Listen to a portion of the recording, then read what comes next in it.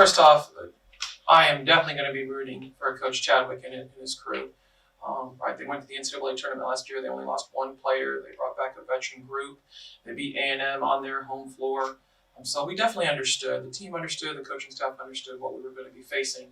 And it isn't sometimes until you actually face it that you understand what that reality looks like. And we're going through our own growth as a group. We have so many newcomers, so many faces. When we were at Eastern Michigan, we came back from behind. I felt like in this game we put ourselves once again in that same position. And we talked a lot at halftime about not doing that and how we're going to have to forge ahead. And really and truly what you saw was, an opportunity to face a team that looked a lot like, a Sun Belt team moving forward. And so we're going to take this game, it's only game 2 right now, and use those early learning lessons. Truly, it's the early, I always want to point to that first quarter.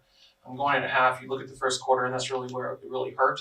And then truly, really empowered, the Islanders as well. But we understood from the beginning that we're going to fight the whole way through, all the way in, regardless of what it looked like, because that's what Coach Chadwick's teams do. And it's going to be important that we're battling for all 4 quarters, not just 3. Yeah, it seemed like on offense, you had low spurt, and then y'all get to a really good second quarter, and then third quarter, y'all had a low, but then y'all came back with a really good fourth quarter. How do y'all, I guess, try to string these quarters where they're consistent and not so up and down so drastically?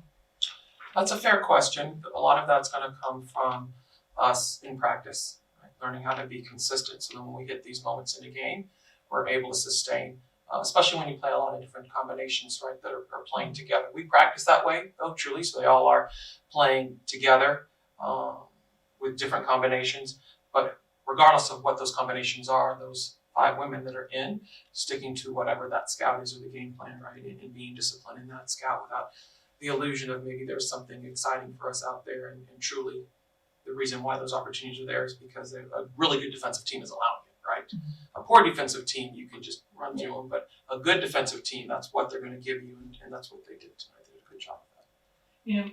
Even though it is the second game, do you feel like this team still, as you were saying, still trying to figure out, especially when you have a lot of newcomers, a lot of freshmen, a lot of sophomores, but then some seniors on top of that too? Yeah, there are a lot of things we're still trying to work through. And the best part that I enjoy the most about them is that they always go hard and they're always fighting back and they're saying a lot of the right things, positive talk with each other, and just those opportunities when they do have him, trying to do better. And so, again, it's just game 2. I don't feel like this is the end. We have to work through our preseason to get us prepared for conference season. And again, our schedule prepares us for that. So, next up we have a juggernaut, obviously, in playing TCU. But I think that once we sit back and we take a look at our scout, we're going to be able to come up with a game plan that hopefully put us in a good place, and we need to execute it. And then, of course, Jalen Foster, another good game, 14 points, 8 rebounds and stuff. But, with her being, I guess, one of the few returners, what does she mean to this team? Well, Jalen's our only starting returner. And so what we most appreciate about Jalen is her grittiness, her toughness, She always has a lot of fight to her. She's always willing to put herself out there for the team, whether it be her rotating over, and getting the charges, whether it be her diving on the floor after loose balls, hitting the glass for us as well. Jalen's always willing to do the gritty things, and you need that mentality.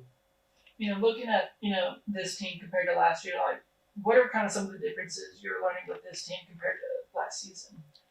The biggest difference that speaks out to me is the discipline that they have within a practice to get better when we get on them. Which also, at the same token, means that they also have a lot of fun. This team has a lot of fun together.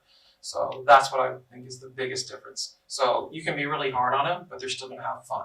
Sometimes when you're really hard on young women or young men, in coaching, it can take a different turn. With this group, it really amps them up, and they find a fun way, to make it into a positive experience. The backside to that is there's times we have to reel them in as well. So I would tell you that's the biggest difference. But if you talk from an X's and O's standpoint, we've got a lot of depth. Purely we've got a lot of depth compared to seasons past.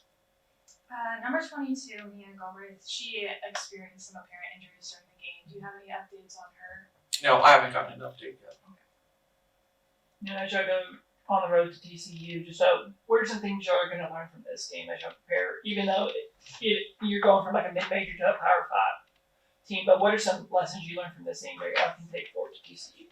The first thing is going to be that we need to focus on our scout from the very beginning and not have to have lessons learned within a game. Yeah. Those need to happen in practice, and then taking a look at this before we get there. So that'd be the first thing. We cannot allow a lot of those easy opportunities in the paint.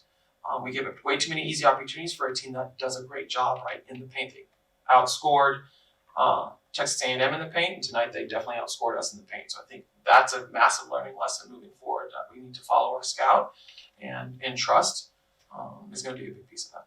And are there any positives you can take away, even though this was a loss? Is there any positives you can? Oh, for sure. The positive for me is that this is just game 2. The other positive for me is that there are a lot of good things that we saw. Some young women stepped it up when we really needed to. There's young women that were able to clearly in game make certain adjustments. And then the battling, right? Nobody wants to see anybody lay down and die on their home floor. We battled back as a group, and you saw the excitement from the bench. Yeah, I could name aimless. I mean, just a lot of things that I'm really excited about.